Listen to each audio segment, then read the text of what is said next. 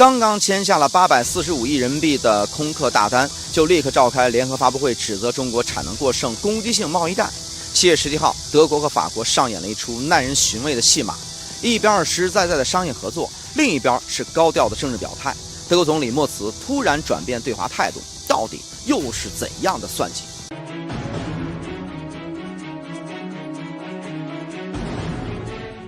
大家好，我是謝飛歡迎來到今天的謝飛觀察。7月17號呢，中国国航和其控股子公司深圳航空与空客簽訂合同，購買了55架的民航飛機，按照目前價格計算為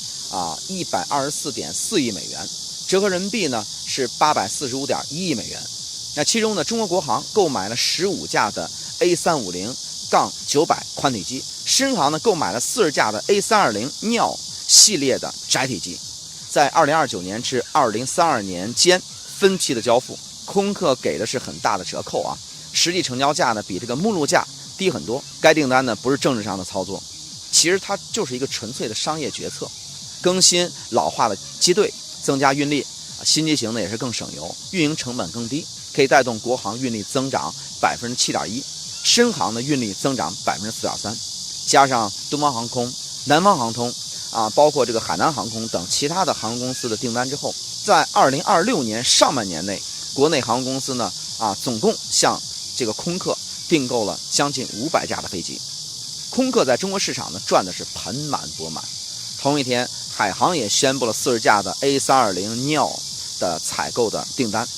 而波音那邊呢同期沒有接到任何訂單。你看這個差距很大就在訂單落地當天，德國總理默茨和法國總統馬克龍在科隆舉行了一場聯合發布會，兩個人決定要制定一個關於中國的聯合路線圖，並且打算在9月份完成。10月份歐盟的秋季峰會之前就把它公之於眾。發布會上說得很重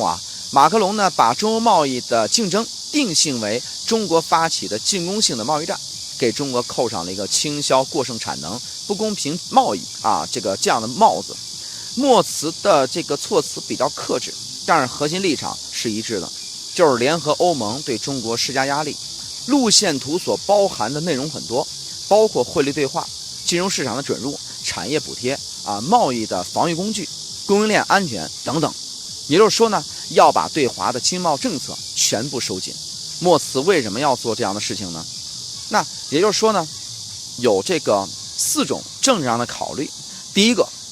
就是把國內的政治問題轉移到國外去。我們知道目前德國經濟的情況怎麼樣呢？衰退工業不振，失業率上升，每個月都有超過1萬個製造業就業崗位被裁掉，極右翼的勢力呢也不斷壯大。國內的問題解決不了，就將中國作為替罪羊，告訴選民這都是中國的不公平競爭所造成的，把責任就推給外國人。西方政客們已經玩了10幾年這樣的把戲，已經很熟練了。那麼第二層呢，就是掩蓋政府治理的不足。默茨上台之後呢，經濟改革進展緩慢，產業轉型也沒有提出什麼好的方案，德國製造業競爭力下降的趨勢沒有得到遏制。拿中國來說事兒，既可以轉移公眾對於政府的治理無能的關注，又可以把對華強硬包裝成有作為的表現，一石二鳥。第三層就是討好汽車產業的選民。目前呢，德國汽車工業的壓力很大中国的新能源車呢，在歐洲市場占有率增長很快，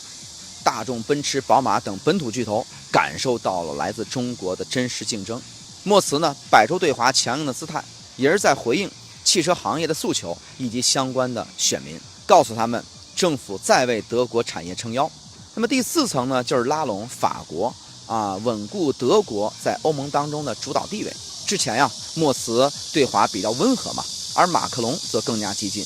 這次呢，德國主動靠近，和法國保持一致口徑，就相當於默認了法國牽頭，換來的是德法共同主導對華政策，從而鞏固了德國在歐盟當中的話語權。也就是說呢，以对華態度作為籌碼來進行內部的政治交易。當然這場秀水分很大，很難真正的執行到位。首先兩國的利益訴求呢並不相同，法國製造業競爭力比較弱，更願意搞這個貿易保護，而德國是出口大國，汽車、化工、機械等產業對中國市場的依賴度很高。如果真打貿易戰的話，德國呢會受到更大的衝擊。馬克龍喊得很兇，但是呢，默茨心裡邊是有想法的。两個人表面上看起來是一致的，實際上各自有自己的打算。那其次呢，就是德国国內也出現了分裂。汽車行業呢是堅決反对貿易壁壘的，大众、奔驰、寶馬三大車企，中國市场呢占全球銷量1/3以上，其中大众長期維持在35%到41%，每年近40%的營業利潤來自中國。寶馬和奔馳呢，這種在華的年營收占比也都超過了30%。中國是他們全球最大的單一市場。如果真的把中國惹急了进行反制，那麼最先倒霉的就是他们。德国汽车工業協會的主席穆西亞呢，明確表示，貿易保護關稅會對汽車製造商和消費者雙方都會造成傷害，但是鋼鐵、製藥等行業的支持者卻對中國強硬。政府內部存在分歧，這個鷹派官員呢一直是上蹿下跳，務實派知道得罪中國會付出什麼樣的代價。從大的方面來說，歐盟27國對中國的態度也各不相同。南歐國家、中東歐国家和中國之間的經貿合作需求不同，有的想要保護，有的想要多做交易。德國、法國呢想要推行統一的强硬政策，它并不是那麼容易就讓所有人都能夠接受的。好了，感謝收看這期的谢飞觀察，我是謝飞。我們下期節目再見。